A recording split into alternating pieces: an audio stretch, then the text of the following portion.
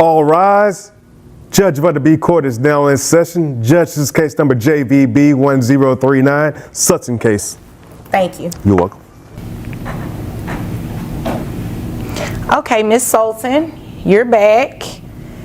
And I see that you got, well, dad or potential father served. What's your name, sir? My name is Stephen Pippin. Mr. Pippin.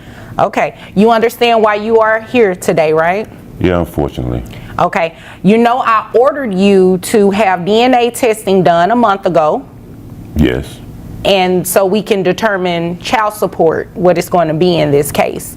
And I don't have anything from the testing center showing that you showed up. So what's going on with that? Because I didn't take it. I mean, I don't know what she's talking about. So I order you to do something. This is not about her right now. I order you to do something and you just decide on your own, I'm not going to do it? Yeah, I mean, I don't think I'm the father, so I don't have to take the DNA. All right, everyone, let's dive into another heated child support case.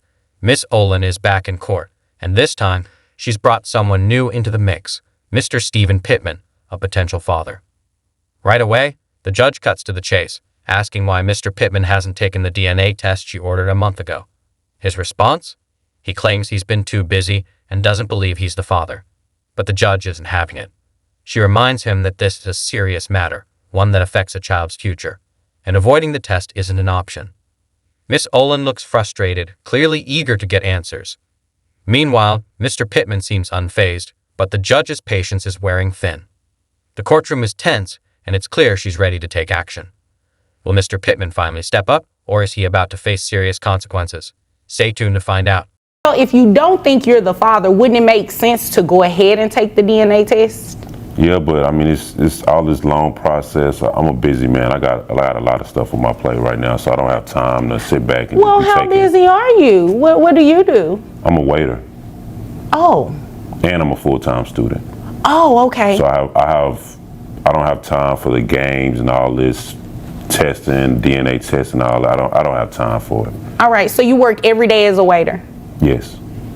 Did you bring anything today to show that you're waiting tables? Any type of financial information? I ain't bring that. Oh, so you didn't care about that either. So did you bring anything to show that you're enrolled as a full-time student? Nah, I ain't bring none of that. So you just came to court unprepared today and you just think I should go along with that, right?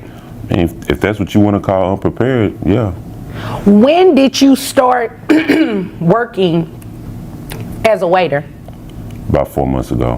What did you do 4 months ago? I had a full-time job working as a consultant. All right. How much money were you making? $63,000. Hold on. How did you say your baby was? 5 months. 5 months. And you just stopped working there 4 months ago? Yeah, they had some layoffs, and I kind of thought that they were going to start laying some people off, so I decided to go ahead and quit. So you quit? Mm-hmm. You didn't quit because you figured she was probably going to put you on child support? Nah, I just... Are you sure about that? Because it's mighty funny that this child is 5 months old and you just stopped working that job 4 months ago. How much money were you making? $63,000. $63,000 a year? And you're making how much as a waiter? I did it because I'm a student, so I'll probably make around $15 an hour. Oh, no. You came here to waste my time. You obviously came here to... Mr. Pittman's defense isn't holding up. When asked why he didn't take the DNA test, he repeats the same excuse. He's too busy juggling his job as a waiter and being a full-time student. But the judge isn't convinced, especially when he fails to provide any proof of his employment or school enrollment. As the excuses keep coming, the judge sees right through them. The tension in the courtroom grows as she digs deeper into his story. Then, a shocking detail comes to light. Just 4 months ago, Mr. Pittman walked away from a job paying $63,000 a year. With that revelation, the judge's patience is wearing thin. Is Mr. Pittman truly struggling, or is he simply dodging responsibility? Things are about to get even more intense. Going to place you on child support for $15 an hour, and you just start working a job paying you $63,000 a year. You see how crazy that sounds? I mean, I think it's crazy that you using my $63,000 income. I don't even work there no more. You don't have to work there, but it sounds like you intentionally stopped working there because you thought she was going to put you on child support. No. So you just disappeared on her? Because I'm not the father. Like I don't even know. Like I'm at work. trying to But we work don't hard, know that you're not the father because I ordered you to go and get DNA testing. So we could have found that out today. But you know what? We don't have to do it. You know why? Because I can deem you the father today because I ordered you to do it and you didn't do it. That's what we're going to do. That's exactly what we're going to do. So, who carries health insurance? Well, never mind. That was a bad question. Yeah, it's me. You carry health insurance. Yes, How ma'am. much is it? $750. $750. Does that include you and the child? Yes, it does. Okay. So what I'm going to do is split that in half because child support, his obligation, he's only responsible to pay health insurance for the child only. Okay. So based on $63,000 a year, I have your monthly gross at $5,250. That brings your net to $4,226.99. How many other children you have? No other children? other children. Well, I hope not. I hope you're not ghosting on them either, because that's exactly what you did to her. So I have your monthly child support obligation at $845 plus $375, which is half of that $750 for health insurance for the child. Your monthly obligation is $1,220. The judge doesn't mince words. She calls out Mr. Pittman for deliberately quitting his well-paying job, likely to dodge child support.